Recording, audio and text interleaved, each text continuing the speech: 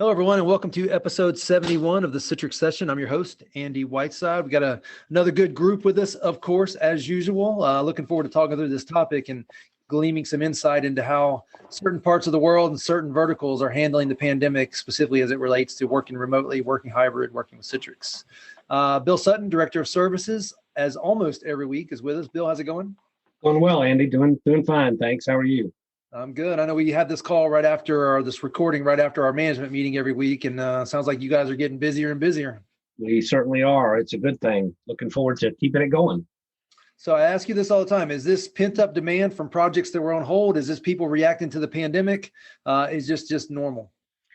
I think it is pent up. Some of it's pent up demand. Some of it's just normal. I don't know that we're seeing a lot of pandemic related projects. It's mostly pent up demand, things that were put on hold last year, and as well as just new stuff. People wanting to move, seeing the benefits that that other companies got out of virtualizing their workloads, during the pandemic, and wanting to take advantage of that and do it themselves.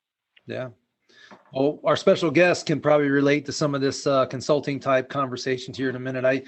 It's interesting for me. I meet people like just this weekend, probably 3 or 4 people at various functions, kind of told them what I do. And they all said, "Oh, man, your world must be blowing up."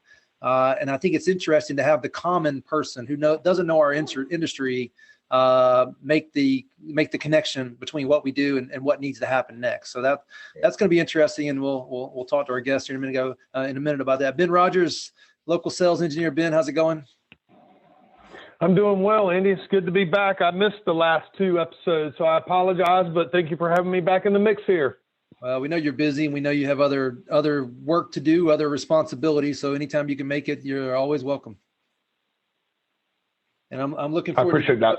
So I can hand you this Raspberry Pi from iGel. I think it would be a good. I'm using it in the background on my little 2-monitor setup over here, and I'm shocked as to how well it works in a virtual desktop world.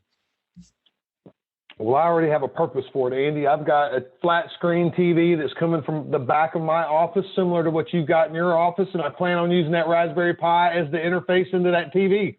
Yeah, that'd be awesome. Yeah, that's what's behind me. Well, actually, I got a full-blown thin client, but I'm going to replace it with a Raspberry Pi when I get some free time. So, guys, with us from Citrix, we have Mark Sweeney. Mark wrote a blog, I don't know, several weeks ago, maybe longer now, talking about the new world of work, specifically in higher education. Mark, a lot of Sweeneys at Citrix. I don't know if we need to go into that joke right here, right now, but can you give us your background and your responsibilities at Citrix these days? Sure thing. So I've been with Citrix for the past 21 years, primarily in the customer success part of the industry in the Americas. Recently, I've moved out to the UK. Started the role in January, leading our UK and Ireland team from a country manager perspective. That's interesting. I got to be careful when I talk about different turfs, but I have this dream of doing XenTegra in the UK at some point. So I'll maybe catch up with you at some point about what it would look like to have a XenTegra like partner over there. Absolutely, and I appreciate you having me today. This is a topic that I've often been interested in. It's one that I've often thought about, and when I started writing the blog around it. It certainly fulfilled a few things that I've been trying to accomplish as part of the new role. Well, so let me give the listeners the name. It's why we need a hybrid model in higher education. I work with a lot of higher education. I don't work with as much as I would like to, but the Citrix story has resonated with higher education for 2 decades now, and it's becoming more and more in line with what that type of organization needs.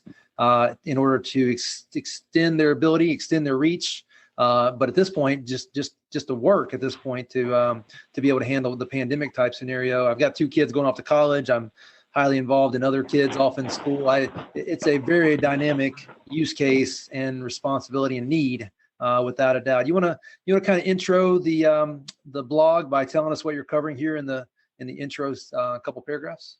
Yeah, sure. So I think as a whole, what I'm trying to get across here is that we've often talked about the future of work and what work might look like in 2035. But I think one of the things that I'm really trying to drive some thought around is what could education look like in 2035. And especially when we exit the pandemic, what is post-pandemic life for students going to look like? Are we going to have a consistent experience where students are studying from home? Are they studying from the campus? Do we have the right tools available for them? How do we maintain a campus-like culture? One that is not only when you can actually attend classes in person, but what can you do when you're offsite to try and maintain that collaboration that you have with your activities? We see a lot of the companies right now looking at collaborative workplaces for their work, and then doing some of the real physical work from home. Is there a type of experience like that for students in the foreseeable future? And I'm trying to create some of those thoughts right now and get folks thinking about that as we move on to a post-pandemic life. Mark, the litmus test for me on that one, historically, pre-pandemic, has always been the concept of the big computer lab, and whether or not at an organization, at a university, whether that was growing or shrinking. And many of the ones I've been working with the last couple of years, it's been shrinking. But when you walk into an organization where they're growing that, where students are having to come to that 1 or 2 or 10 locations on campus and work from these high-end computers that have all been deployed, that are just sitting there for the most part, not doing anything most of the time. But then in exam week or in certain parts of the semester, there's a waiting list or a line to get to those guys. Is that part of what your history in this space has kind of shown you, is whether an organization's investing in that concept or getting or collapsing that concept and working it remotely? So I think historically, the investment that I saw was very similar to what you just experienced. So, we would see a number of labs, for lack of a better word, where they would have computers set up where they would be doing the work, whether it's on, workstation devices or thin client-like devices. You would see that contract, you would see it expand. I think where I'm looking for right now is, is there a way for students to be able to access those types of software applications, access the labs, access the courses, without necessarily having to go in? Is it something they can do from their own site while maintaining the honor code that they're looking for from a university perspective and that sort of thing? Yeah, that's a whole nother topic. I have firsthand knowledge of, again, freshmen, sophomores in college, as well as high school seniors, and watching them take advantage of the leeway that you get from doing this remotely, and having the world of the internet available to them as they take a test potentially. That's a whole nother topic. Yeah, I mean, I think the exam piece of it is something that's going to require a lot of thinking, and I think that's where that's where I'm going with these, with this blog, is when we think about corporations and we think about the pandemic.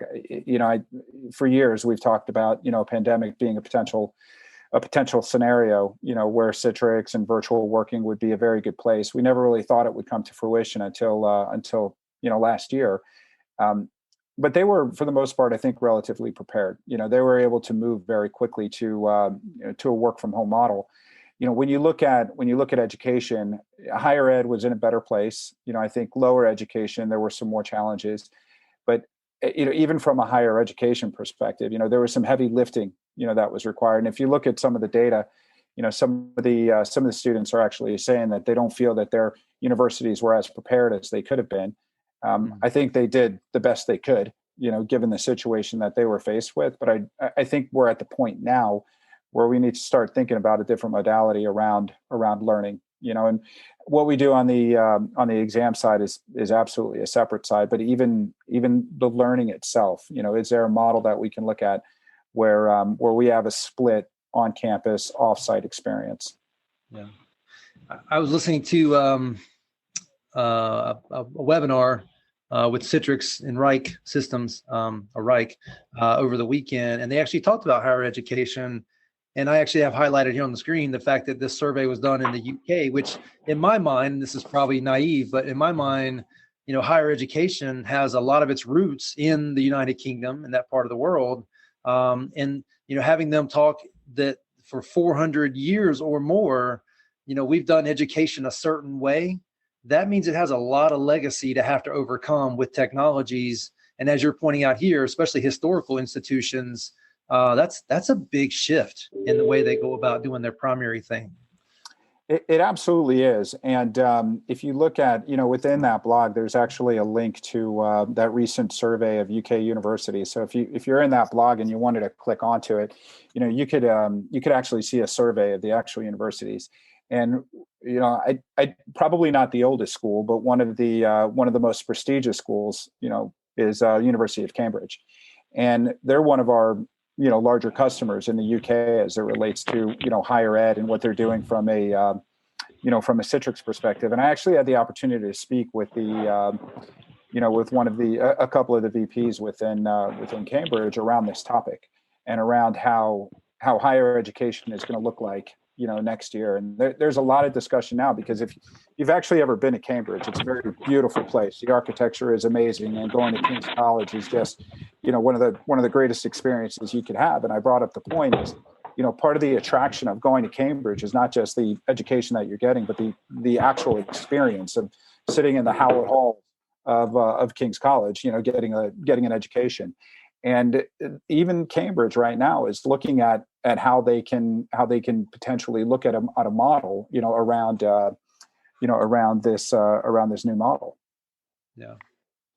Hey, let me pause here and go over to Ben real quick. Ben, any universities you've been working with that you've kind of had a similar type of what are we going to do now kind of moment since the pandemic happened? And Ben, you might be on mute.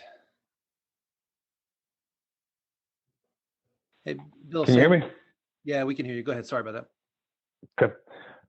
One of the things that I know has rocked the higher education arena here lately is security.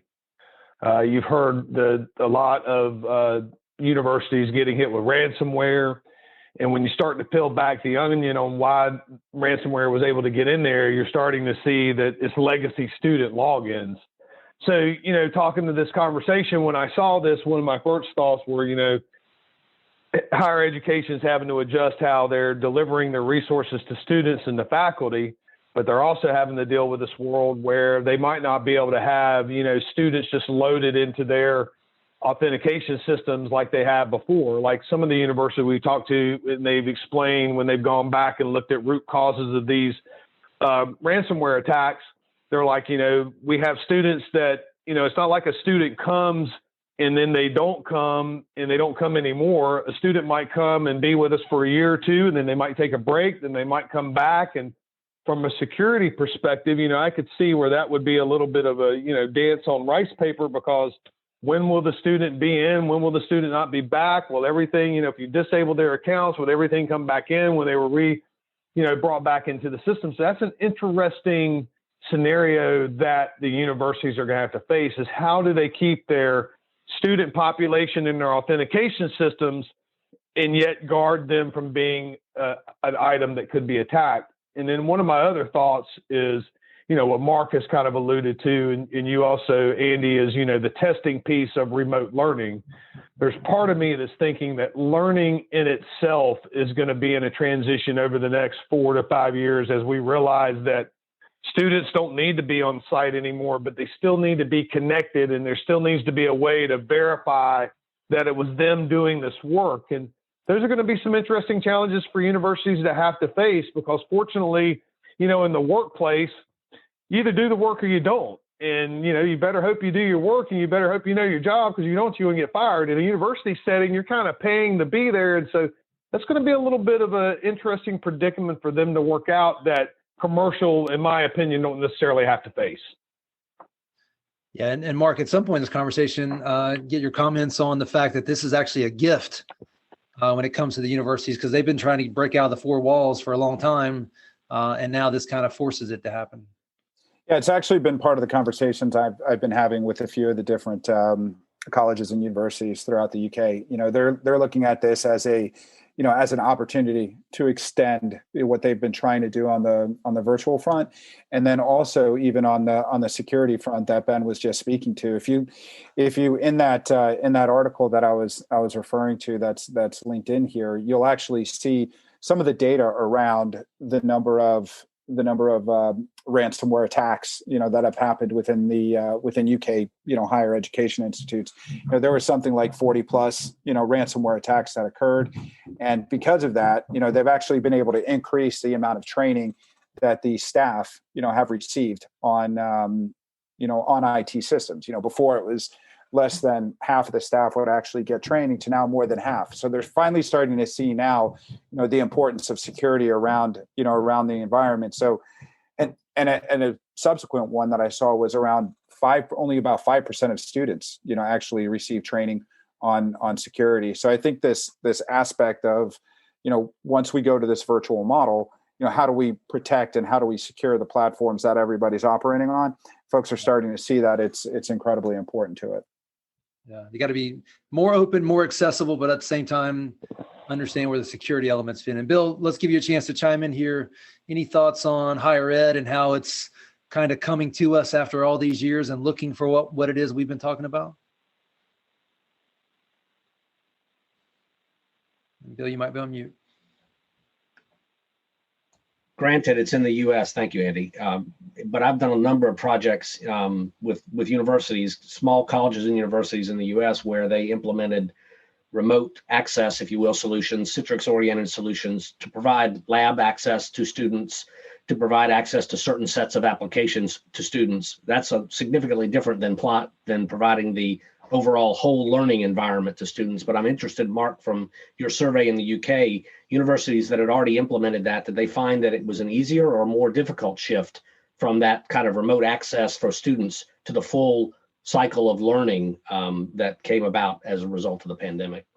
Yeah, I would say right now, if we're thinking just virtual workspace, I think they're still going through, how to work with students. The majority that we're seeing right now is within administrators and within teachers. That's where the predominant piece is.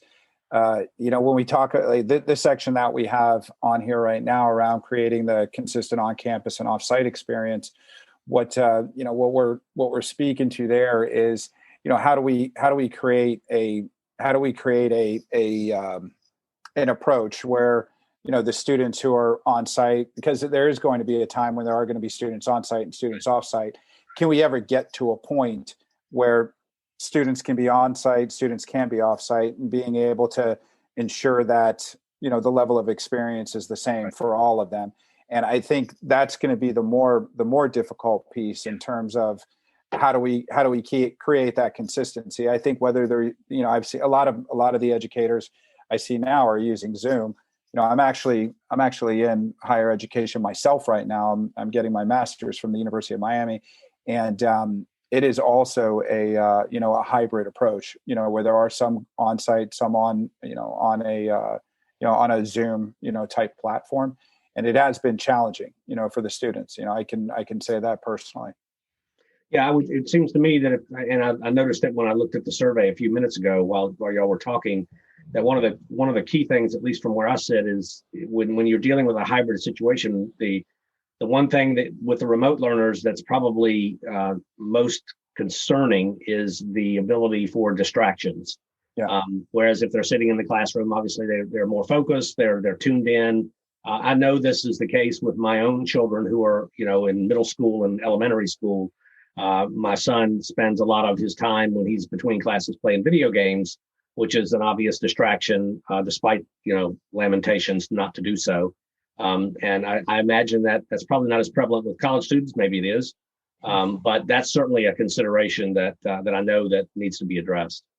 Yeah, and again, in that around that topic, if you actually look at it, probably only about half of the students, would actually say that the relationship that they have with their teacher is the same as it was before they, Right. Before they went on the pandemic. So a lot of them are actually saying that I've lost that one-on-one connection, with my professor, during that time. And it's really just becomes that talking head because there's the one person, in front of, 7 or 8 people. You can't even, have a conversation, even that, I talk about incidental contact all the time. Even when you leave the classroom, just being able to ask a 2-minute question one-on-one with the teacher, so you don't have to say it in front of 9 other people, that doesn't occur anymore. Right. Or waiting behind a little bit later after class for a couple of minute conversation, that piece can't occur right now. And I think that's where some of the challenges are occurring. And the question is how do we fix that? Yeah, exactly. So guys, when this first started happening, I talked to schools and go ahead, Ben. I'm sorry, you had a point? What's interesting about, hearing this, I've got a 10-year-old and he's facing all of these same things. So, man, this conversation right now is not only, what's plaguing higher education, this is what's plaguing all of education, and how do we move forward? Because, to Mark's point, my little boy, he has a one-on-one with his teacher, but that's usually later in the afternoon. And sometimes he struggles with things in the moment, and he's not to the age where he can, compartmentalize those things and go, okay, well, let me come back to it. And so these little 15-minute meetings that he has with his teachers, I tend to think to myself, he's not getting the most that he could if he could ask the question at the moment he was having the problem. So I'm glad education's paying attention to that. I'm glad we're seeing that, but man, that's being seen more than just in the higher education. That's rippling through all of education, this teacher-student interaction and how that has changed during the pandemic. Yeah, and I think higher education needs to lead the way, with regards to that. I think there's more funding in higher education through tuition coming in from students. There's more, there's more maturity with the students, and being able to switch platforms. But I think higher ed needs to lead the way for primary and secondary, because I see the same thing. I have a 9-year-old and a 5-year-old. They've been doing the virtual learning as well. They're facing the same challenges that the higher ed students are. But the reason why I place a lot of the responsibility, so to speak, in the higher education space is just because of the level of funding and maturity that they have from a student perspective. And if we can solve this within the higher ed space, then we can perhaps start to roll that out into primary and secondary. Yeah, absolutely. Absolutely. Hey, Mark, I've had a couple business conversations with universities or maybe just people in that industry that are kind of studying it. How do you think this compares for like a higher education university? It's probably one of the tier 1 schools, has a nice, beautiful, historic campus, has a lot of appeal for being on campus, versus maybe those mid-tier schools that are maybe, don't have that iconic campus feel. I was under the impression that a big chunk of that second tier schools are probably not going to survive this. Are those the ones that you're seeing that are being more aggressive to try to use technology to circumvent the lack of maybe desire for students to come on campus? And I just finished college tours a year ago with my twins, and there's some schools where you walk on campus and it's like this aura of you're on campus, and then there's some you can barely tell you're even on a campus. I think it's going to be, I think both tiers of schools are going to face different challenges. And I think they're both going to be both impacted in some way, shape, or form. When you look at some of those tier 1 schools that you just mentioned, a lot of those tier 1 schools pull in students that are international. They'll be pulling in students from China, they'll be pulling in from Japan, they'll pull them in from Europe. Same thing in the UK, they'll pull in from other countries as well. I've got to think that some of those admissions are kind of dwindling right now just because the amount of travel is not happening. Yeah. So I think when I look at some of the tier schools that you mentioned, are they shifting? I've seen this shift occur, in same proportions across tier 1s, tier 2s, tier 3s. It's kind of occurring, and it's always occurring for different reasons. Some of the different topics that I'm seeing are how do we engage some of the technical platforms right now that we have? How do we look at different majors? There are some majors that are probably more prone to being able to teach virtually versus others. So are there ways that we could leverage that? So maybe it's not tier 1 versus tier 2, but it's maybe more around the majors and the specialty schools around how they focus their learning based on the specific level of study that some of the students are doing. Yeah, I think my initial hope or plan for this, where it will all be back to normal in a couple months, I think one thing's for sure, that's not going to work, right? No, I mean, and again, I think even, I mean, look, the vaccine program is rolling out pretty well right now in the U.S. I think the last I saw it was, 59% of all adults have had at least one vaccination, within the Yep. U.S. In the U.K., it's very similar. I think it's 61%, of all adults have had at least one vaccination. But the other areas of the world aren't they don't have the programs, accelerating at the pace that you see in the U.S. and the U.K. right now. So, I think the challenge of, moving students across is still going to face us. But even after the pandemic is over, there's a lot of people not even knowing what's next. So how do we approach it, and how do we start thinking about it now so that we're ready for it? And to go back to one of my previous comments, this is something that needed to happen anyway, so it's kind of good. But under the circumstance, I guess we'll take the acceleration, especially in our industry. Probably could have done it without having to go this way, but that's what's happening. And just to take your numbers real quick, I think I heard something this morning on the way into work. 25% of all Americans have had the vaccine at this point, and that took into account children as well as college students and young adults. People that maybe we haven't put in that adult category yet, but 25%. I mean, that's a start, I guess, and hopefully that's going to lead to at least a slowdown across the spread. Have we covered this topic here? How to create a consistent on-campus versus off-site experience, or is there something else that this group, Ben and Bill included, would like to kind of bring up on how that is going to play out? They think. I think from my perspective, I think we've touched on it. I don't think we fully covered it.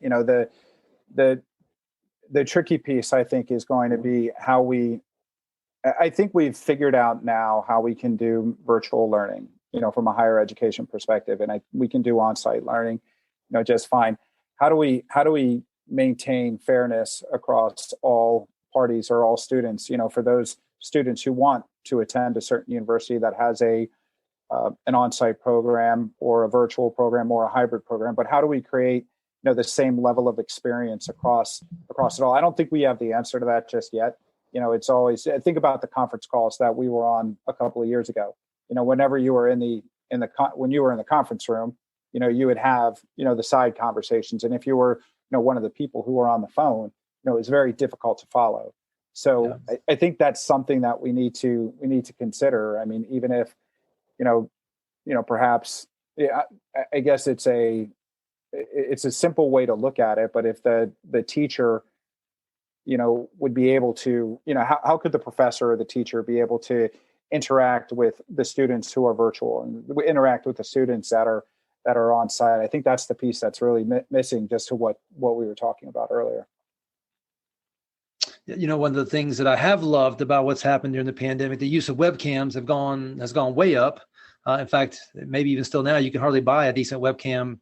They're so hard to come by, but that's not enough, right? It's like you were saying, usually it's 80-90% of the people are in the room, and there's a few that aren't, and they kind of feel left out. There's a lot to do with being in front of each other, not only just from the benefit of getting more content across, but just the social interaction and what might happen by having that interaction. Yeah.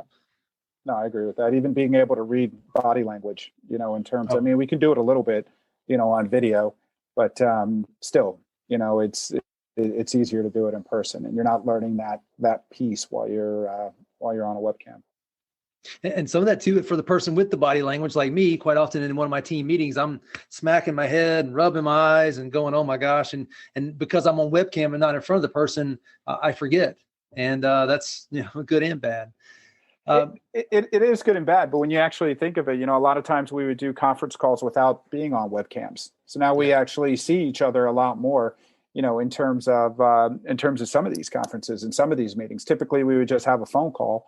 Now we're doing Teams, we're doing Zoom, we're doing FaceTime, whatever mechanism we can have. We're seeing each other a lot more, I think. So, Mark, I want to hand this over to Bill and Ben to ask any additional questions or make comments, but is this creating is this leveling the playing field or creating a larger gap between the haves and have-nots when we throw in the technology element? I'll let Ben, and I've been talking a lot. I'll pass it over to Ben and Bill, and then I'll add some color commentary. Let's have your answer, and then we'll have them chime in. I'm sure they'll have a thought on this. What I'll say is it's, and again, you mentioned it earlier, I'm a bit of a consultant, so I always have that, well, it depends, and I always have disclaimers in everything I say. But I think it absolutely has the propensity to drive a disparity between the haves and have-nots. And that's what we're talking about here within this portion, of the blog, is around, not everyone has, immediate accessibility to technology. There is there is an aspect of that that's important, and there is a piece of it where some of the universities who didn't have the the technical capabilities, they basically, what were they going to do at that point, from a school perspective, during this time, and again, we're talking higher ed right now. If you think about this in the primary and secondary perspective, there are a lot of students who don't have access to iPads or laptops or phones, and how do they learn? I think that there's that aspect to it too. So I think it has the propensity to do that. One of the things that I'm trying to drive home here is that we need to talk about it now. Who's responsible for ensuring that the technology is available for the students? Is it incumbent upon the parent to ensure it? Is it the university to do it? Is it the government to do it? What are the areas of thought around there? One of the things that just came out in the Scottish government is that they are looking at doing this type of learning throughout all of Scotland, and they're starting to talk about what type of laptops and devices and netbooks can people have, or students have in order to learn. Bill, thoughts on this? Yeah, I know that in particular where I live, when you look at primary and secondary, this was a big question because the county we live in is rather diverse. There are pockets of it that are very affluent and pockets that are not. And there was a lot of discussion about not just how we get devices to users, but how we even get internet access or network access to these folks, and particularly for students that were in more rural sections of the county. And I would imagine this is the same in other countries like the UK and Scotland and so forth, where they have very diverse, very remote areas that may not have as strong an access ability to get into a remote connection or what have you. So I think it's more than devices; it's also the networks.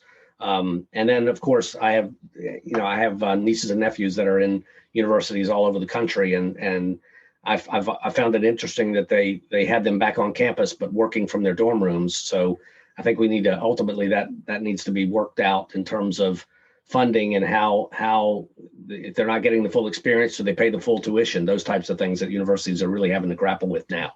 Parents complaining about those sorts of things, and I don't know if you have any thoughts on that, Mark, or not. But those are just kind of some of the random thoughts I've had about this portion. And Ben, you want to chime in? Yeah, I mean, for me, it's been real interesting because I'm beginning to think to myself that this might be a responsibility of the education system.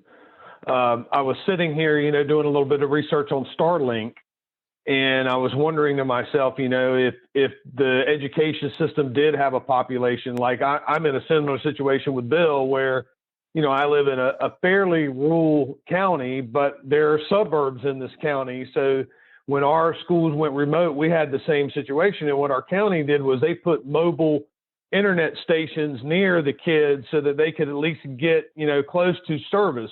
We didn't have a device problem. We had what Bill mentions as a service problem. So I just wonder, with technology like Starlink coming down the pipe and more accessibility to mobile internet, will that then shift to where that's the responsibility of the education system to provide these, more rural,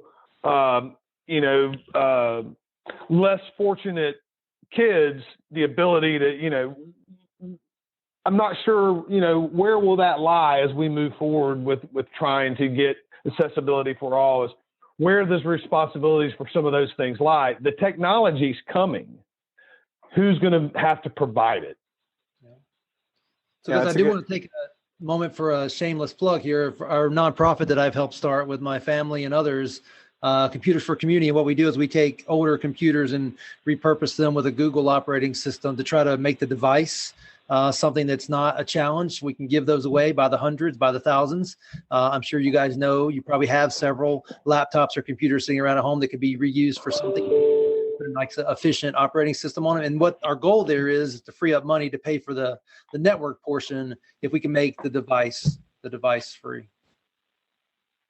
This is actually a good point for the next topic, like the next part of this blog around sustainability. So, what you're doing there is amazing, Andy. I didn't even know about that, but that's awesome.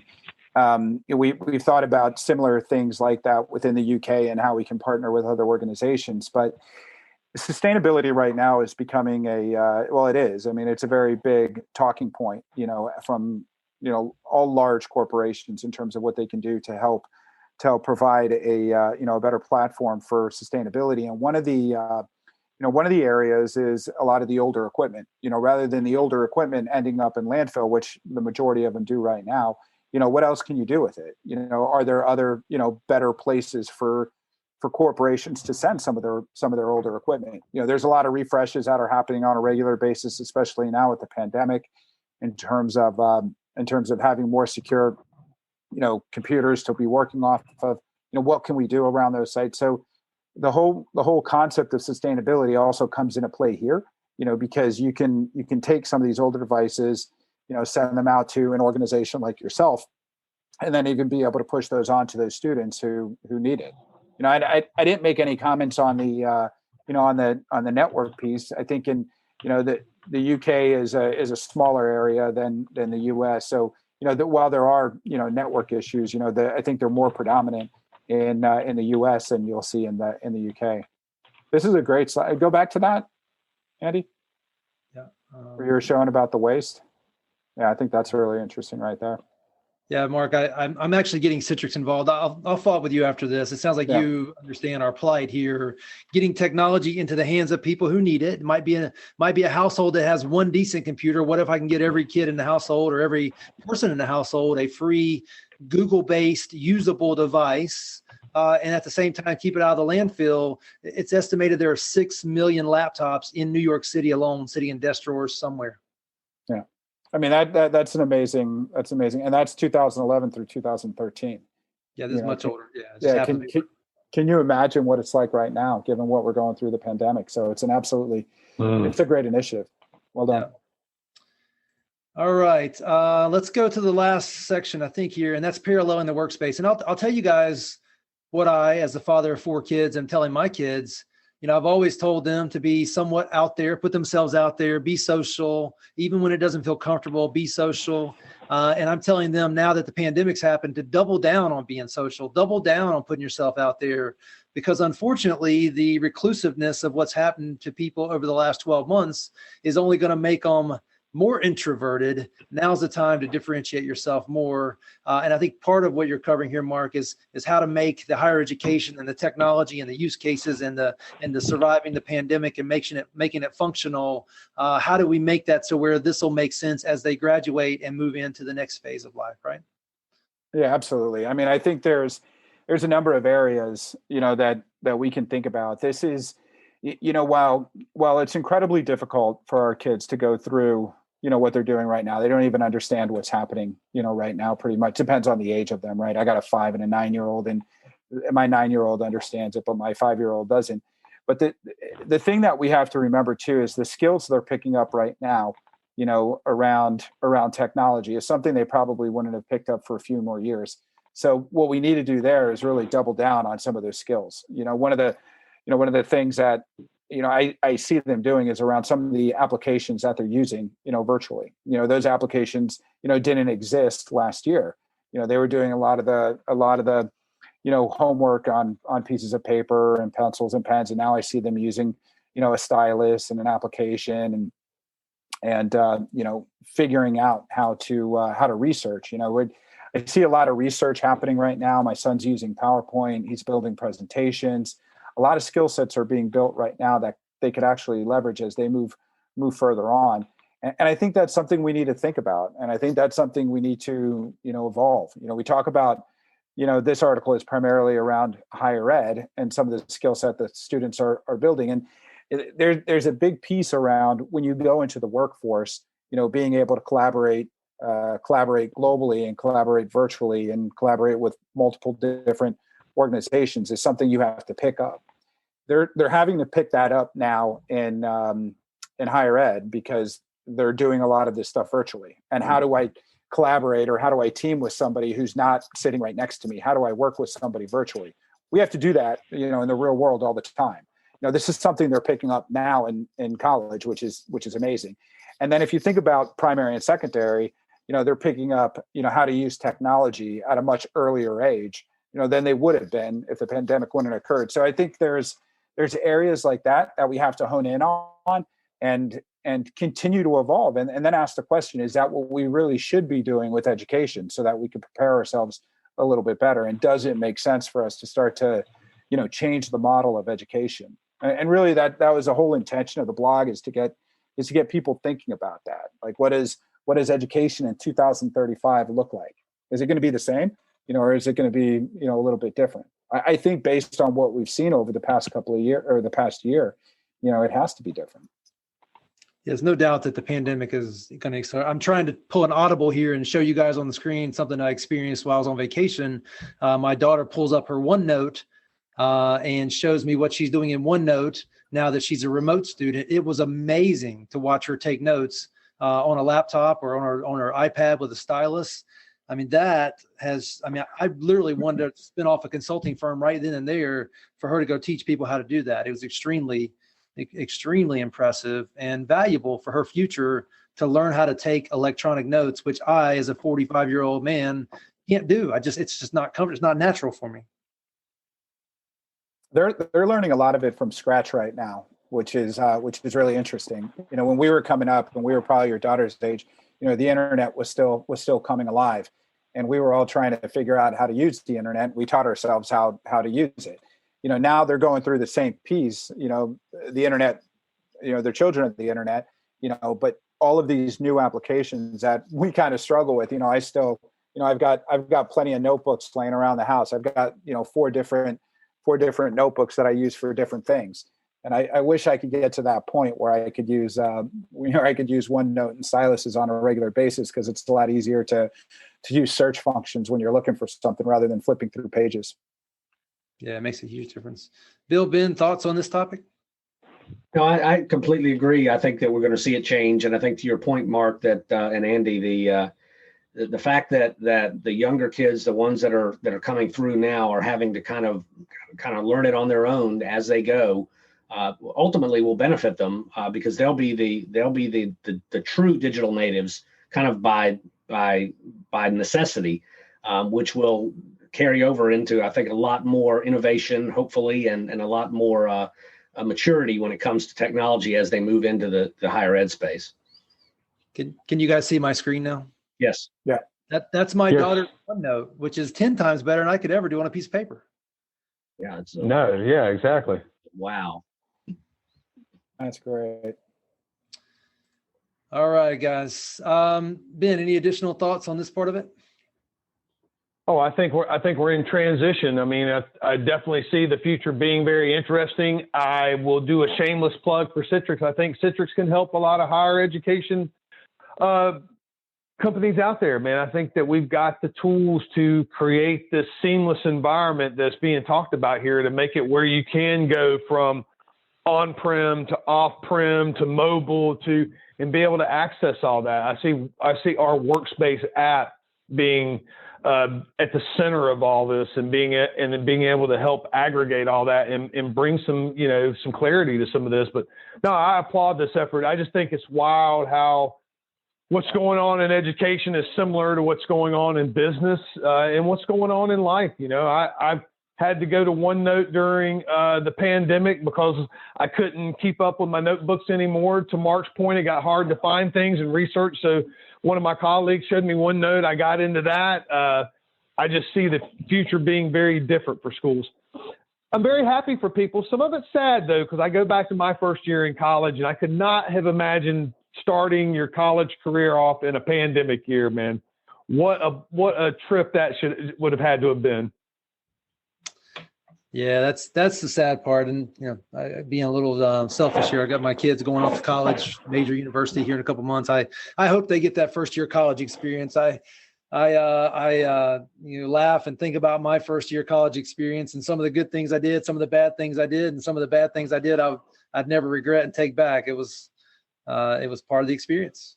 That's right. Yeah. Well, Mark, thanks for joining us. We'll keep an eye out for future blogs and have you back on. Sounds good. I should have another one coming up in a few weeks, 3 or 4 weeks. But if I do, you'll see it, and maybe we'll do this again. How much longer are you planning to live in the UK? Is this a long-term move or just a temporary thing? No, right now it's an open move. So I only got one-way ticket to the UK, leaving in 2 weeks. I'm in Georgia right now. We joke around. This is not a sauna. I just every wall I have in this house is this wood board. So 2 weeks from now, I'll have a different background. Okay. All right. Sounds good. Appreciate you joining us. You got it. Thanks for having me. Thanks, guys. All right. Bye.